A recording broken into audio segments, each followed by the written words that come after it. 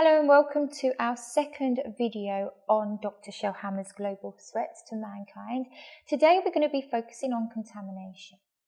Dr. Schellhammer, I'm sure you can give us many examples of the global threat that is contamination.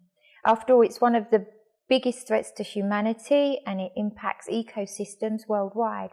Tell us more about this. Yeah. I could talk hours about this contamination. There are hundreds of thousands of toxins, a lot in the air, obviously. First, to talk about this, it poisons land and water. We have also tons of toxins for industrial sewage, for example. Then medicine goes down the drain, through the toilet, and into the water cycle comes back to human life. We have contamination also from the industry that emissions, toxic emissions in the construction processes. And toxic substances, uranium, etc., foods, pesticides, etc. The list is endless long. And the problem is it covers already nearly 92% of the world. And that will have consequences for the entire world population. It covers 92% of the world. This really is a global pandemic and people aren't aware of it enough, which is obviously one of the biggest dangers. Yeah. So you say there's around 100,000 different toxic elements and chemicals, and these are obviously putting mankind at stake. How does this affect the human mind, for example? Obviously, we've heard some about this, but tell us, how is these toxins impacting us? This is even worse than talking about contamination. It goes into human body everywhere around the globe. There are countless documented reports how it affects the mind, the heart, fertility, intelligence. Air pollution damages reproduction with lifelong consequences.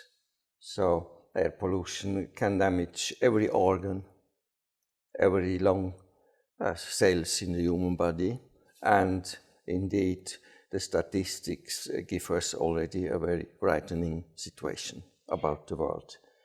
Brain damages, I have to add, respiratory damages, all this is globally a serious concern. It's crazy, isn't it? I mean, I know, like you say, the statistics are showing us. I mean, after all, they say air pollution is the #1 killer. It's even worse than smoking. It's killing more people worldwide, and obviously we're not aware of this. The information isn't out there.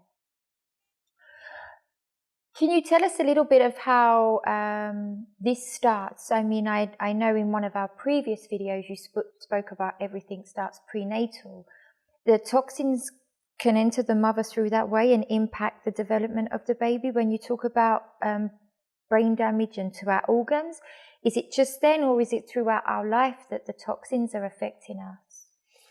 First of all, toxins are everywhere nowadays, also in the food production. Also, it is said here and there about everything. This is not a danger. This is too small, but there are facts. So brain damages, prenatal deformation, deformed babies. There are long lists of this very sad situation. High air pollution, premature birth, low birth weight, for example, deformed babies, mental illnesses. It starts prenatal. It comes from the air, obviously. Prenatal from the mother. And then postnatal, the environment is practically everywhere. There are areas around the globe, they are quite healthy, but the big industrial areas contaminate and damages human body. Yeah, I mean, I know air pollution isn't equal, like you say, and again, statistics are showing us that there's a big connection between economic status and the type of work you do to the amount of pollution you're exposed to. And I think generally as a population, we're not aware of this. What can someone do if they want to maybe reduce the level of pollution? Is it just a case of maybe finding a greener area and moving there? Or is it a bigger problem? Sounds nice. So if we just move to another place, another planet, even better, yeah? First, there is a political responsibility, and governors failed to be responsible for what the economy produces. And damages, overexploitation everywhere. There we can also talk about the 8 billion people. So that's the double from what we had for 40 years ago. And this produces damages, for example, for arable land that needs 500 years to recover. Yeah. I know from many statistics that drinking water, from New York to Switzerland and Germany and everywhere, highly contaminated, and it still goes to the people, that water. And other areas, I know they had to close whole systems because too much contaminated. The water problem goes much deeper. In Europe, we have healthy drinking water deep on the ground, and now today it's contaminated. Because of the ground that surrounds it? Partly, but partly from all the contaminants that through water systems go down. Yeah. So we cannot recover from that within 100 years. We need 1,000 years to recover. So this is indeed, all ecosystems are damaged. There are ecosystems that are 60-70% already dead. And with increasing world population, we will land in serious confrontations. Well, it'll speed up, won't it? The demand's going to be higher. They're going to have to compromise it somewhere. Yeah. Theoretically, yes, there could be solutions. But if we talk about solutions, then we talk about 30 years, 50 years to clean the planet somehow. Well, can you tell us a way out of this mess, if there is one? What can we do to kind of reduce or at least slow down the process of contamination worldwide? What can be done? Yeah, it's very complex because there are many ecosystems, because there are thousands, if not millions, of interests, and it's about money. Yeah. No government wants to spend a lot of money just to clean areas. In that sense, there is no magic solution. There is no short-term solution. That's a project for 100 years. Yeah, because it includes even contamination in 8,000 meters deep in the oceans, or in the North Sea and other areas of water and seas. It goes deep, the contamination, and it destroys fish life and etc., etc. So we need to change human behavior. But it's mutating fish as well, isn't it? Yes. I'm aware that there's many pieces of research conducting a view, if you like, on the fish populations at certain levels, and over time you can see that those breeds of fish are being mutated and changing. Right. I also know from previous conversations that we've had that there are attempts to kind of push down the contaminants that are in our soil. I know in some areas of the world now they're putting big plastic sheets down and putting fresh clay and soil on. But that's a short-term solution, isn't it? Because the contaminants are still there. Are still there, yes, in immense dimensions there. And, if I remember right, a few weeks ago I got a report in that, what was it exactly about? Wait, we eat plastic elements, and the plastic elements with the fish. Well, it's in their systems, isn't it? In their systems, yeah.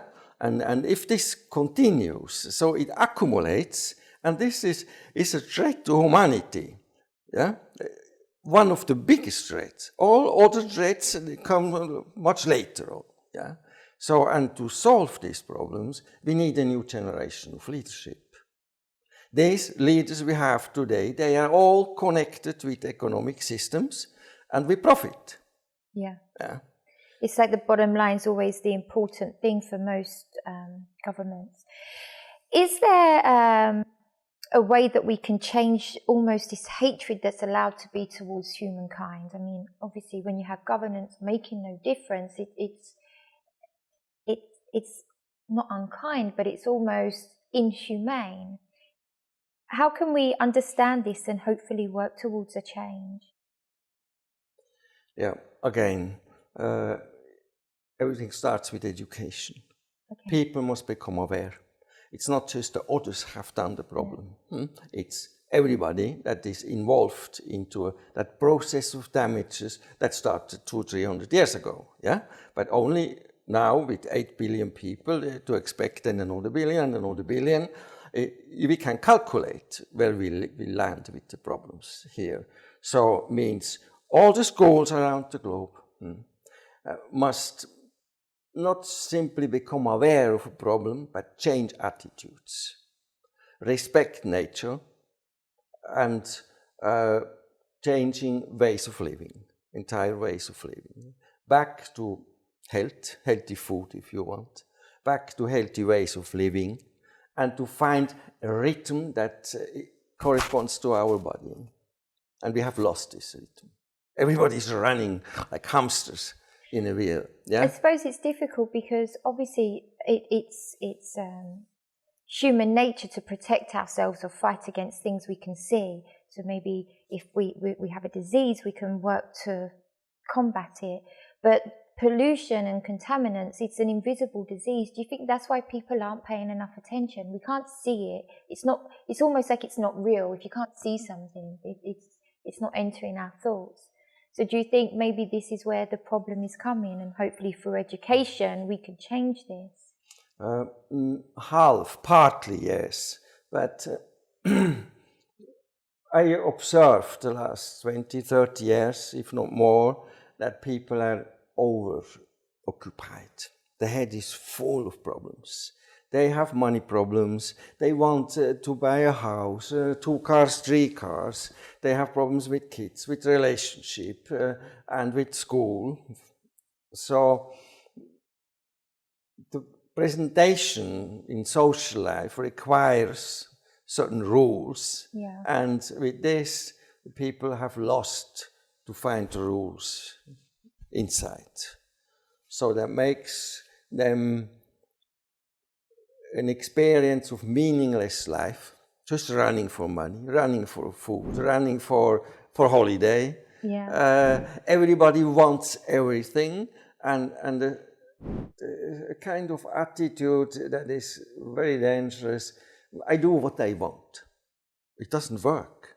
I do what I want. Freedom of movement, freedom of behavior. So with 8 billion, it's not possible, and with if I focus a bit on politics or on the governance on the top, I observed with studying from many books back to 500 years, 600 years, but the whole Roman Imperium I can include, but nothing changed in the attitude to govern a country. Nothing changed. And this is a clear sign that these top elites, they have their own life. And with this, no, we cannot find solutions. It's even worse. There are political attitudes. They go into the understanding of there is no God, or God can't do anyway anything, and we are superior to God even. Not just killing God, but superior to God. That's old. That's 3,000 years old. We know that from the mythology. We know that from all the big imperiums we had. So, and this kind of governance has no future. They are not able to solve the problems. I think it's hard as well because you think back to, like you say, 200 years, we had issues, but the Industrial Revolution brought an improvement on food and water supplies, but it's at a cost of our air.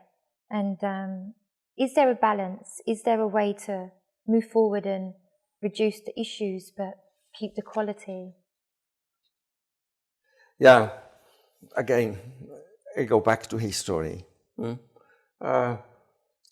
The last 6,000 years, wars killed an estimated 3.5 billion on battlefields. That's a lot. Yeah. That's really a lot. Together with this, obviously, also 3.5 billion horses. Yeah, this goes on. So Christianity killed during 1,000 years or 2,700 years 1 billion people. That's this. We can make statistics and we come to such figures. And humanity has experienced countless wars. We are drilled since centuries to expect the next war. So with such attitudes or unconscious fear, we cannot find solutions. Yeah. It turns around without really create changes.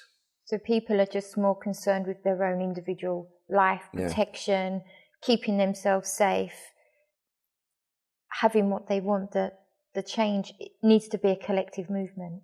Yeah, obviously, I'm used to talk first about Europe or the Western world, but we have 6 billion more people.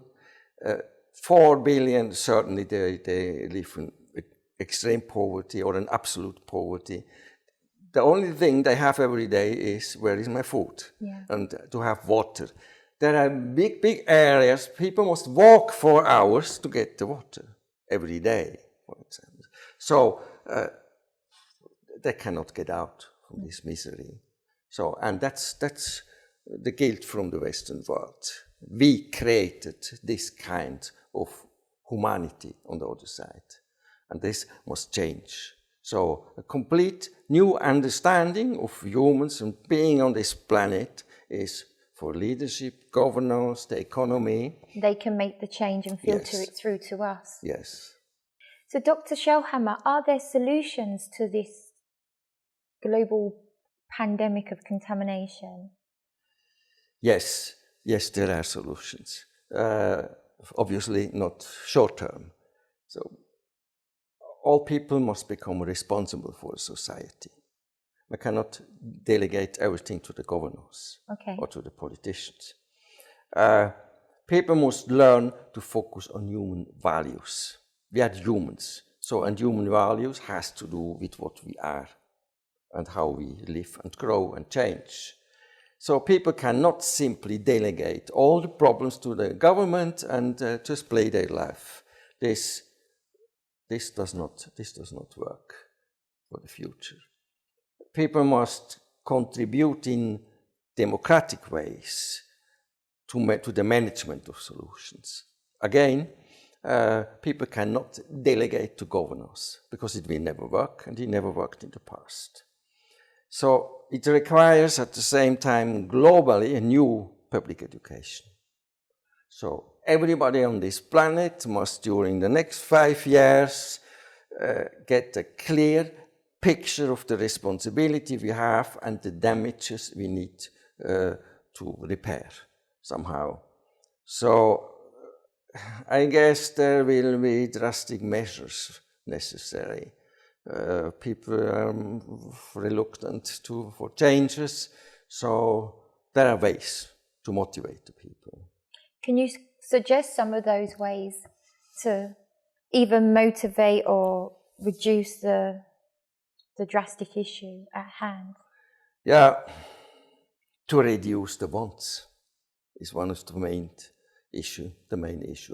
All people must learn that they must work for what they want to have. And there is an attitude, first I want, and then I will see if I work. Yeah. And every human must learn about the so-called negative externalities. We cannot just drive in a car and throw out the window the stuff we want to get rid of, in one simple example. Well, we live in a throwaway society. It's all about replacing, getting the better one, the upgrade, the next latest thing, keeping up with the Joneses. Are you saying we need to actually start not just working for what we want, but value what we have as well, when the outcome of throwing it away? Yeah, right. So another point, a final point I would add here, that most people in the world of politics, governance, state administration, etc., I would say 65% must be replaced or trained for the future, trained. Re-educated, as you say. Yeah, up to 75% of all politicians from the low political parties and up to the top, they need a very strong 100% new education about what humans are, what the problems are, and how we can solve the problems. Yeah, this is for me, even more. People with higher responsibility needs to understand their inner life, to make their own catharsis, to become some spiritual attitudes, also to respect the responsibility they have for the people. So leadership must start with being genuine human, and they are not today, the majority. The same with teachers. I got a bit impressed, but this is already 30 years ago, from teachers that they don't understand their kids. They just teach. Yeah. And this as well must change. So this is my recommendation for today. Understand the inner essence of being human as well as our daily activity. Yeah. Thank you, Dr. Schellhammer. Now, everything we've discussed today can be found in Dr. Schellhammer's book, The 18 Biggest Global Threats to Humanity, material from today, and also our up-and-coming videos. Thank you. Thank you, Dr. Schellhammer.